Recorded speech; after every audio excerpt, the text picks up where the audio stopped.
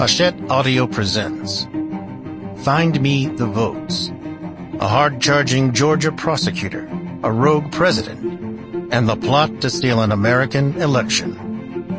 Written by Michael Isikoff and Daniel Klaidman. Read by Fleet Cooper.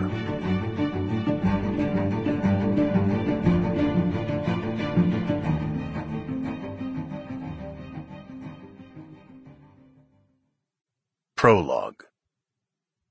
The Body Double. They mentioned my kids by name. The digitally altered voice was creepy, but it was the words that were the most chilling. It was mid-August 2023, and Fani Willis was riding in a black SUV with Nathan Wade, the special counsel in charge of her office's investigation into Donald Trump. The two of them, with an armed driver, were on their way to a secret meeting with a potential witness. These were tense days for the 51-year-old Fulton County District Attorney. She and her team were in the final stages of assembling their massive racketeering case against the former president and 18 other co-conspirators for allegedly attempting to subvert the legitimate results of the 2020 presidential election in Georgia. Trump had been riling up his supporters at raucous rallies and on social media, calling Willis a radical, a Marxist, a racist, and even claiming, without a scrap of evidence, she'd had an affair with a gang leader she had once represented as a defense lawyer.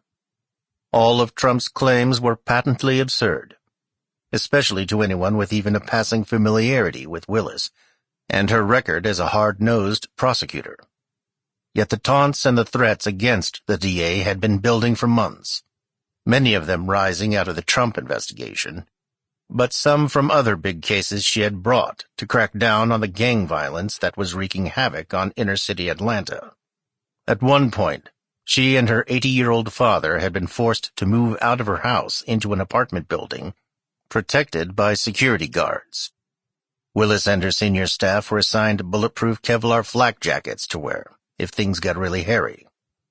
As the indictment of the former president approached, the volume and velocity of the hateful messages aimed at Willis were increasing dramatically, and the threats themselves were taking a much darker turn, more graphic, more specific. So when Willis's cell phone rang, displaying a blocked number, she answered the call on speaker, so everyone could hear. Sample complete. Ready to continue?